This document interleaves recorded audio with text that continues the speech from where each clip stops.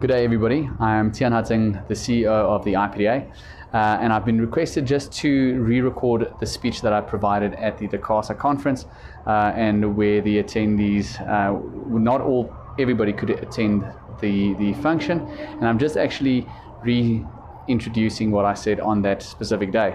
So just some background on myself is I've been in the collection industry for roughly 11 years, starting from hard collections at a legal firm, assisting there with development specifically, but then going since 2014, joining the PDA, or then known as the NPDA, as the junior operations manager, working myself up to the head of operations, COO, and now CEO and director of the PDA.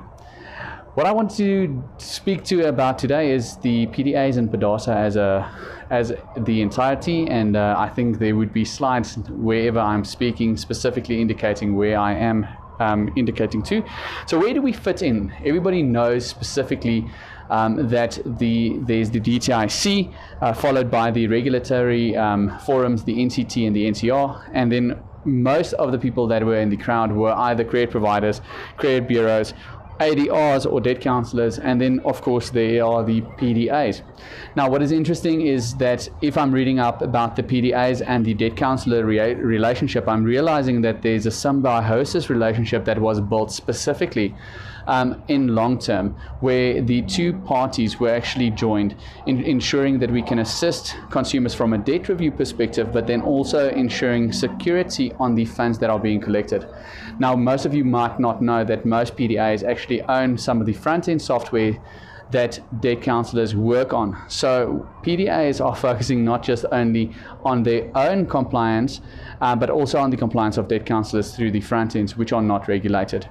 Some interesting stats, which I'm just adding to this, is that PDASA as a whole is roughly moving 1.2 billion rand a month, and that is across 200,000 paying consumers. Now, again, I'm focusing on paying consumers. I know that between the different systems, there might be a bit different stats coming out, but what we can see is that over the last 6 months we're focusing on 200,000 paying consumers, and we know that there might be a lot of defaulting consumers specifically in the market. Next, who are the PDASA members, and in no order. What I've done on this slide is specifically I want to introduce you to the CEOs of the PDASA members, but also I've added their website so you can go and visit them. So each PDA has their own front end and own software developed.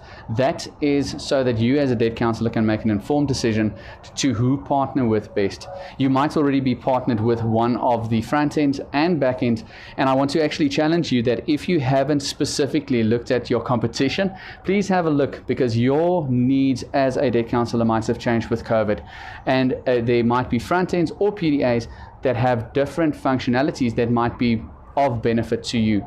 But what we have here is we have CollectNet. CollectNet, the CEO there is Christelle the Brain, and she unfortunately couldn't attend DCASA, so you might definitely want to check out their website. The background, just I have a working relationship with Christelle before PDAs. We actually worked at the same legal firm where we developed collection software, and it was really nice to bump into her, seeing her as a competitor in the same industry. Then we have DC Partners. CEO is Herman Uber. We're very glad to have Herman. Herman has been in the industry for a long time, and he's always guiding us on what they have done in the past with specific issues so that we don't follow the same route. He worked very closely with Chris van Straten. He's now retired. He is then from Hyphen PDA, who we have next. Their new CEO is SK, and but we were very glad for Herman to be able to guide us. But SK has a long history in the collections and legal spaces, so we're very happy to have him on board as well. And then last but not least is myself, PDA or Intuitive PDA, and I'm the CEO, of course, there. What does a PDA do? And most people actually normally think about what the regulator basically identifies a PDA to do, and that would be the collections, distributions, and reporting. And in essence, they're not wrong. But in a way, if we look at the additional functions that a PDA is doing and looking at our other compliance, which is a PASA registration identifying us as a third-party payment processor, we can actually start splitting our features or functionalities down into even further. So what we also do is really look at client validation, making sure that the client that we are collecting is a natural person, that we can collect from that person. We are doing account validations. We're making sure that the account numbers is a valid account, but not just a valid account, but belonging to the person that we need to deduct it from. We also have electronic mandates in most PDAs that can be signed, and that is for us to enable us to collect. And then, of course, we are also enabled to do multiple collections. It's not just EFTs, it's not just debit orders, it's debit checks. Some of us have all three capabilities of debit checks, being a TT1, TT2, and a TT3 specifically. From a distributions perspective, we do creator validation, so we're following up, making sure that we're paying the right people. We have creator rules. Specifically, there are some of the banks that the account number that you're providing isn't the account number that we're paying. We need to either pay into a suspense account or drop specific amounts of zeros. So those rules engines must be maintained, and that's with the creator relationships that we've built over the years. We have the ability, of course, to do split payments, so we're not just paying that one collection that we've done of the consumer into one account, but we are splitting that between fees, home loans, vehicles, and as many unsecured loans as possible.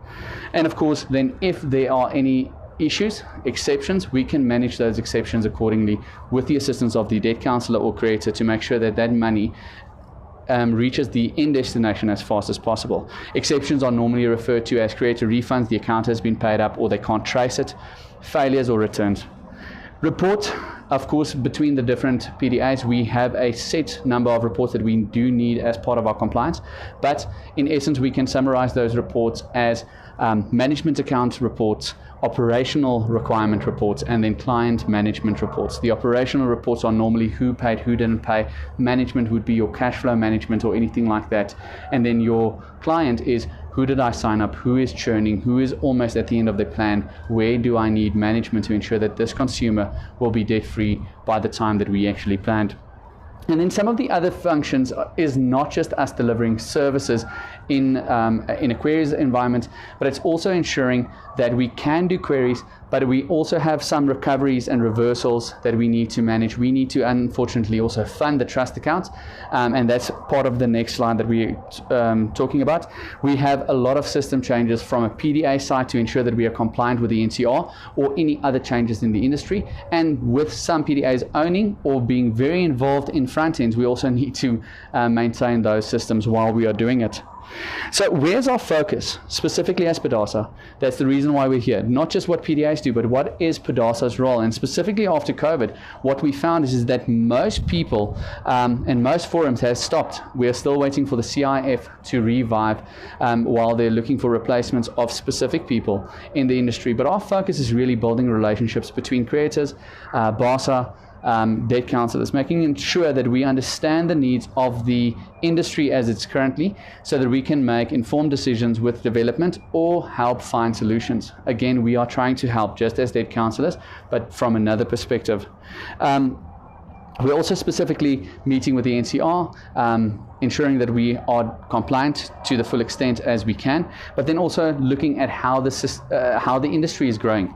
Is there assistance that a PDA can offer in the growth of the industry that has been really, really stable or flat for the last few months? Where is our specific internal focus lately? So in 2016, our fees were cut. Where has it been cut to? If we actually go, it was 3%, and that was too much. I think I would agree with that. But we've been cut down to 1%, inclusive of that. That's roughly 0.87%. What we as PDASA members can confirm is that that is not a feasible fee for us to do what we're doing. It has to be somewhere in the middle between 1% and 3%, and we at least think that we know where that is.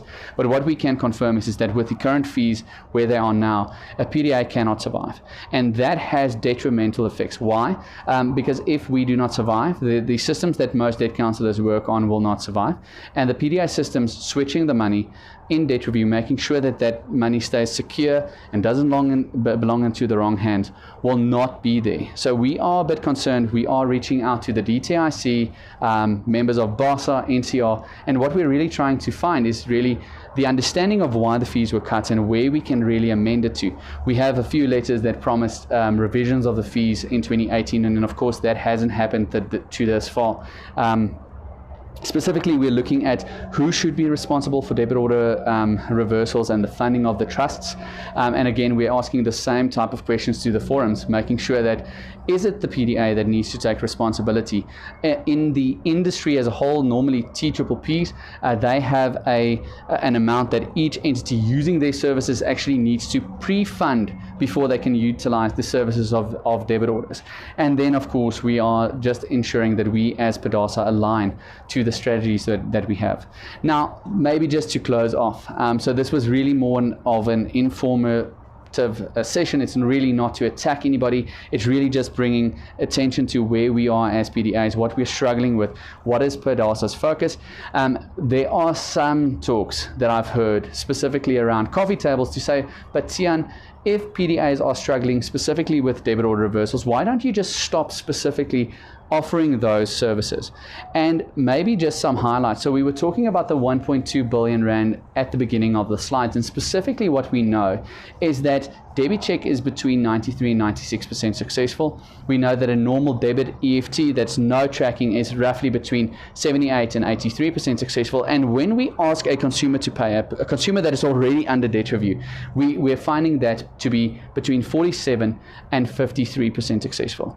So if we were to cut that, and of course that's not our idea, but that would be a last resort, is that would mean that we would literally cut the collection capability that we're seeing in debt review in half. We would mean that we would be servicing 100,000 consumers or less. That would be more admin for the debt counselors. Why? Because more people wouldn't forget to pay. Even if we are sending SMSs and all of these things, most banks are moving away from the stop orders, which is costly for them. So we do believe that we are delivering a fundamental functionality to the industry, and we're really just sharing awareness about the problems that we are facing to anybody that will listen. But again, thank you very much for affording me this time to speak. I know that I spoke at DCASA, and Vanessa and Reynard, thank you very much for your time there, and again for this video, wherever it might end up. Please, we'll see you at the next event. Thank you.